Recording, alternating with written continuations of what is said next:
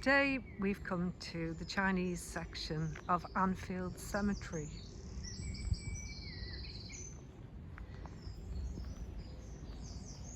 So this is the back entrance of the cemetery and the Chinese section is just here. There's graves of Chinese Labour Corp. I think there's about 5 just here in this section. Some very old graves.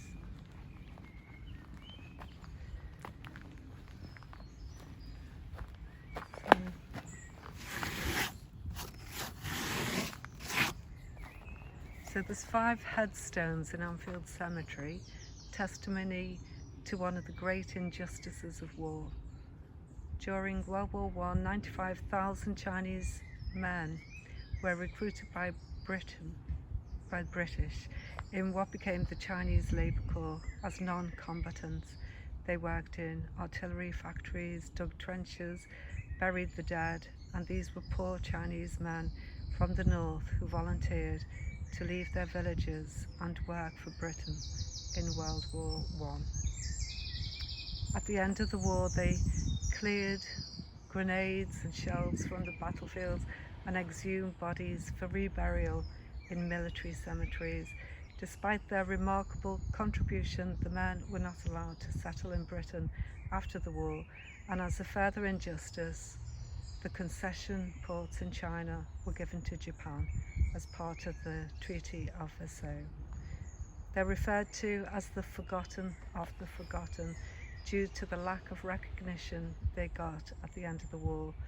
No monument stands to honour these men and is an injustice waiting to be corrected, a debt our nation owes to them. Quite hard to read that because it's full of stuff off the trees.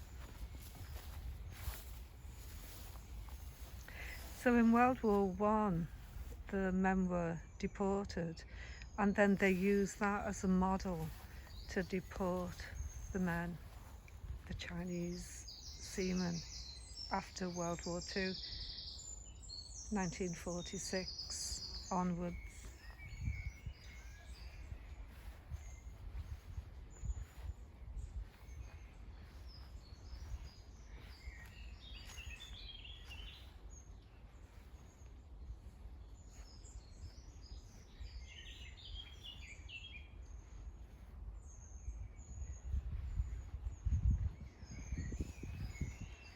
This one's broken since the last time we came here.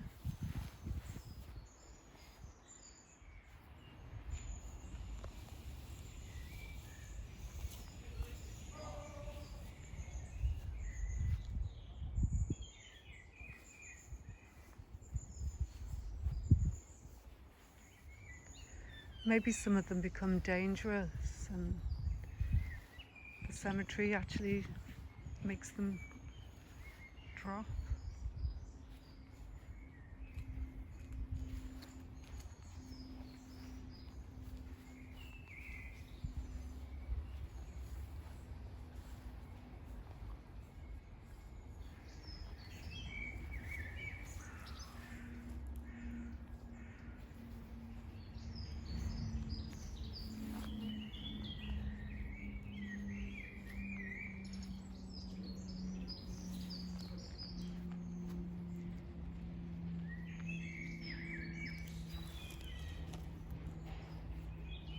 Can you read that one, John? I'm just reading it. It's Thomas Peter Chung Yao, who died the 1st of December 1915, aged 5.5 years. He's asleep, apparently. So, there's a number. I mean, that's 1950.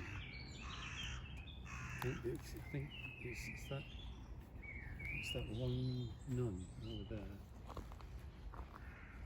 It's 1970, so all these people were interned during the First World War.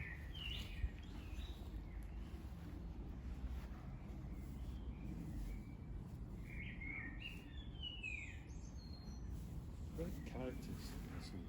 They're absolutely beautiful, aren't they? Fantastic. Skillful. And they're so different, aren't they? Mm. The way that they've been chiselled out. This one looks very freehand. Yes.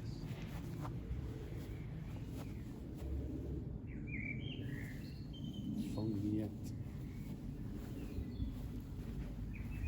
Let's have a look. What else?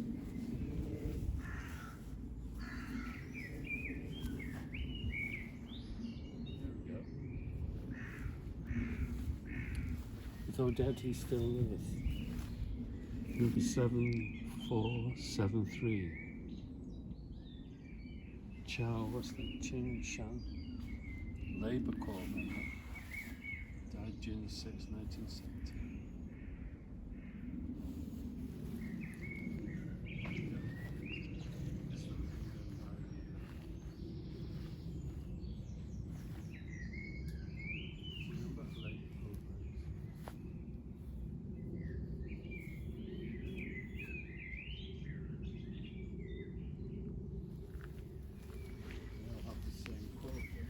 Yeah. Though dead, he still liveth. I know Penguin Lan. She was the Meridian Society. They were heavily involved in getting these headstones. Incense has been burnt here fairly recently.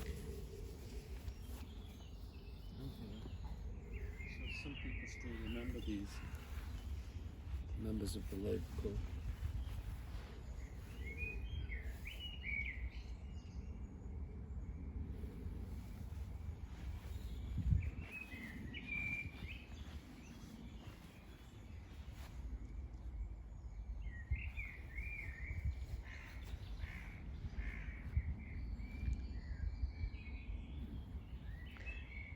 We were approached by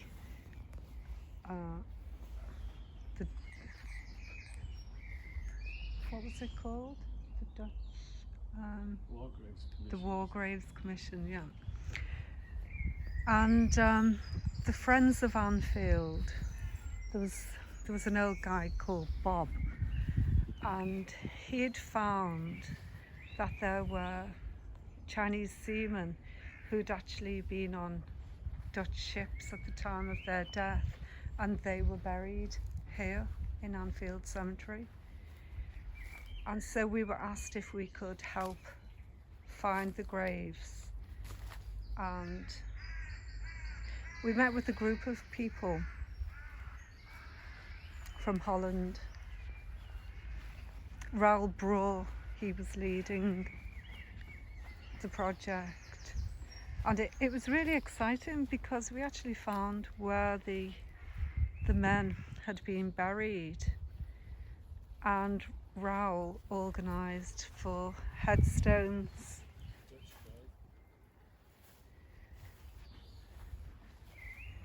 to commemorate these men. This must be one of the graves.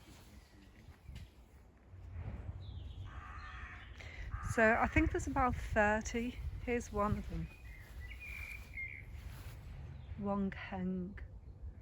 He died 27th of August 1944. These seem to be along there. Oh.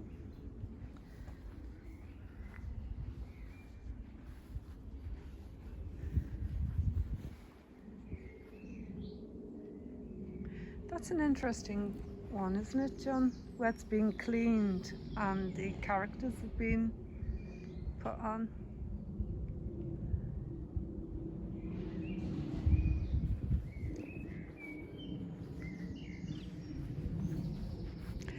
So there's a line of the Dutch graves where Chinese seamen had been killed or died, or some had died in hospital.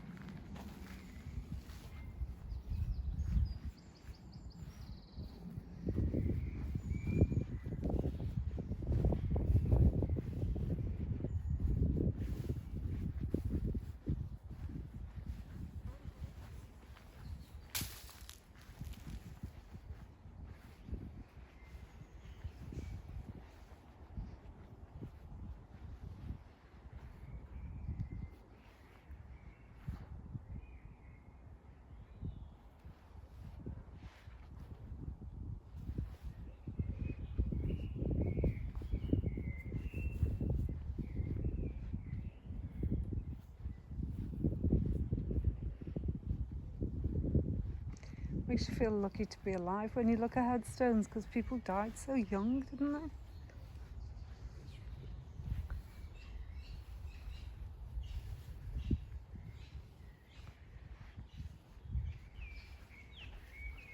Do have a long film.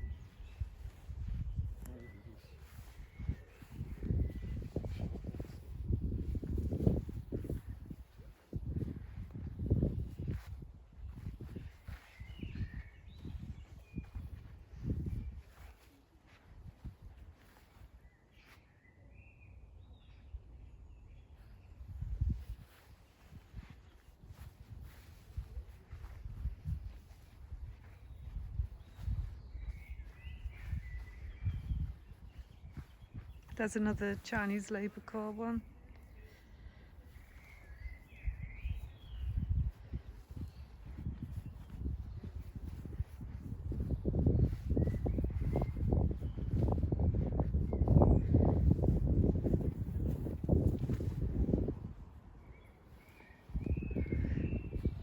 And here's a plaque to explain about the Dutch war graves.